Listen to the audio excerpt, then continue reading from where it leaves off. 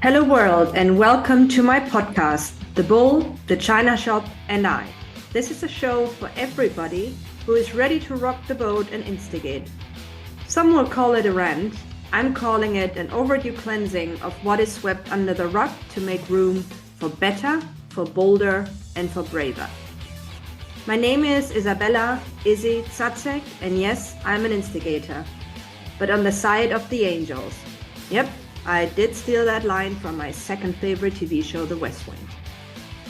It is all about the uncomfortable topics and challenges out there in the business world that we all know about, but don't want to talk about, or do we? What we're going to do on this show is to take uncomfortable truths apart and discuss direction we could take going forward to approach these truths for action and impact. So let's open Pandora's box and turn what comes out of it into goodness. My want for this podcast: raise voices, trigger change, and start actions and a movement. So let's get started. I'm grateful that you're here with us. The angst of the Quereinsteiger, or why there is a war on talent and not a war for talent. So what is a Quereinsteiger? Feel free to look it up, and sometimes there just isn't an English equivalent. Go figure. Let's go with the following description, okay? A Quereinsteiger is someone who changes into a job or industry without prior experience, or so they say. Truthfully, it has been quite a long while since I entered the application and interview pool, luckily having sat on the other side for most of my career. Now, where to begin with this journey of self-awareness, confidence, and patience? Tons of patience needed for a whole lot of self-doubt, insecurities, and fear of rejection. There are many posts advising job seekers and candidates on how to prepare for the job search and any potential interviews. Most of the advice boils down to the following: overpreparing, being diligent, investing time and energy, and being available for follow-ups. Y'all with me? All good and dandy, and something I also expected from the humans I had the pleasure to interview. But what about the other side? The interviewers and the companies looking for talent. My mom always used to say, you give, you get. And again, you give, you get. Exactly this way and not the other way around. You give, you get. And while there isn't any contract in place yet, I do believe in a human contract. Once people meet, converse, and exchange time for a mutually aligned purpose. What do I mean by that? I believe that any job application and interview is a two-way street based on respect, decency, and setting clear expectations. Should a company expect the candidate to bring their A game? Absolutely. Should a candidate expect the company to follow up and provide feedback?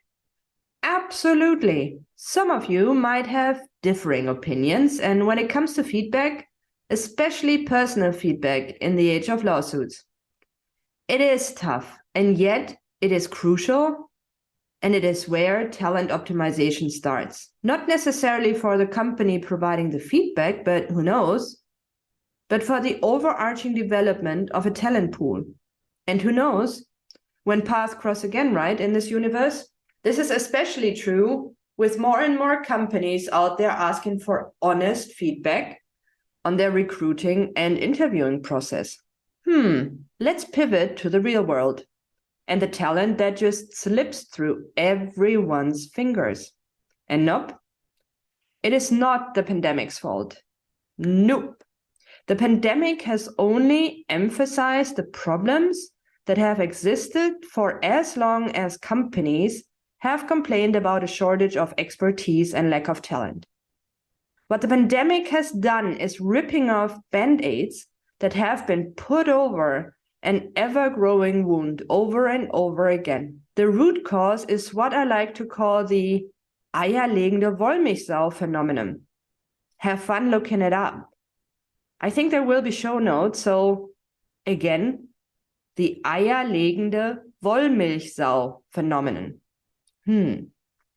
After, quote, extensive research in the US as well as in Germany, it seems to come down to the following: the screening. Let's jump right into the next point, because that is where the hurdles are buried deep, my friends, besides the fact that automation lacks the fine art of nuance.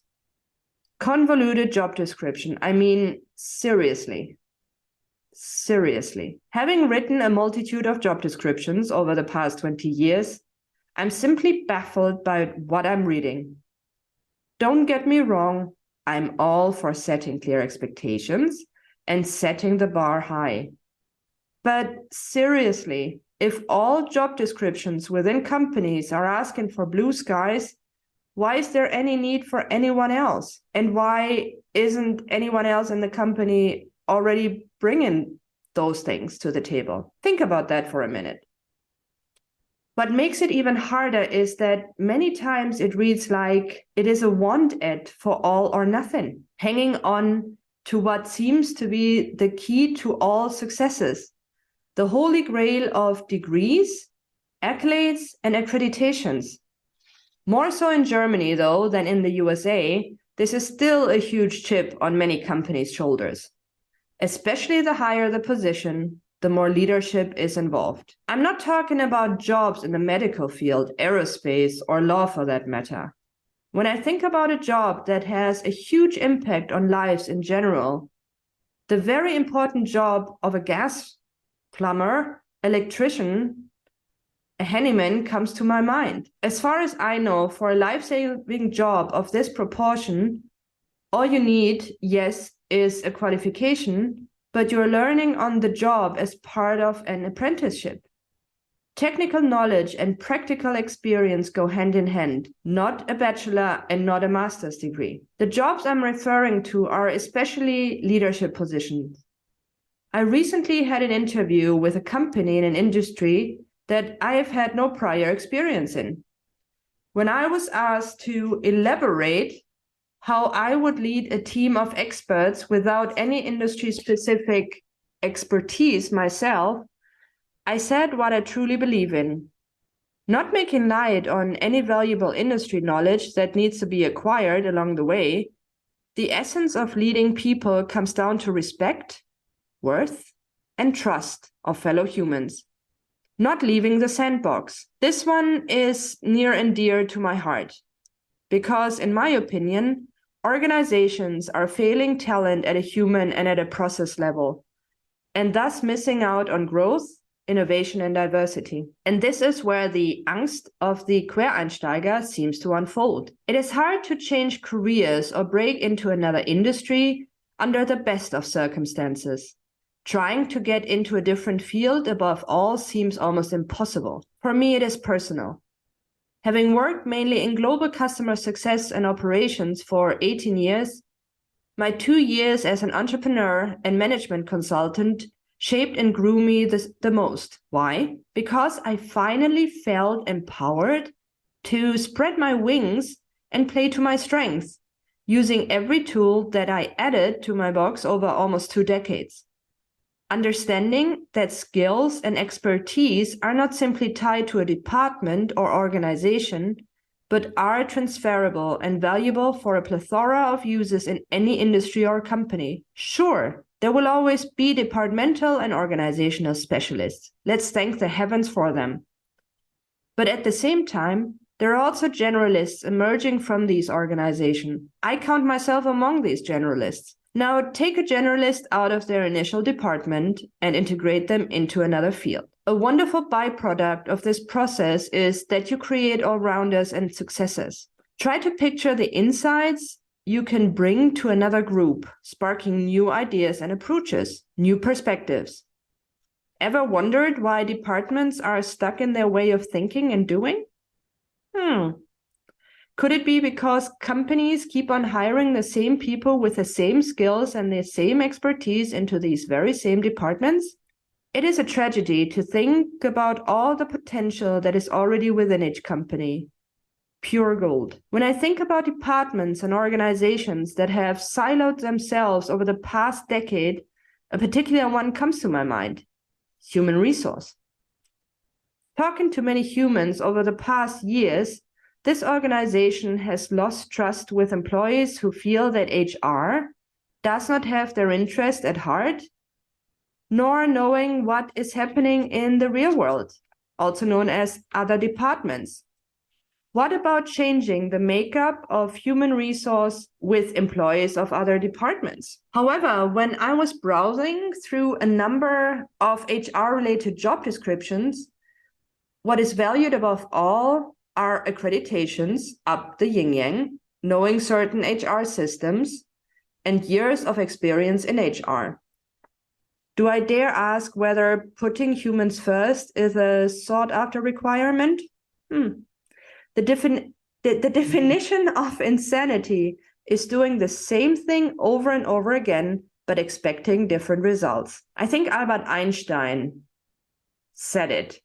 By the way, Albert Einstein and I do share the same birthday. There you go. I'm still waiting for my awakening. And yet we are inundated with 1001 articles by HR magazines and consultants about transferable skills and how adaptability and attitude are the magic ingredients to diverse cultures and innovation. Recently, an HR professional told me that the hiring algorithms are partially to blame. To that I say, let's have a look at the job descriptions first, because the algorithms ain't feeding themselves. I'm sure at one point they will be, but for now, it needs humans to feed them. I'll use myself as an example, shall I?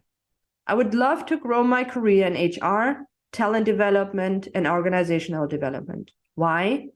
Because I want to walk my talk, and I want humans to be the best they can be, and succeed. Unfortunately, I'm not even making it through the algorithms with my background.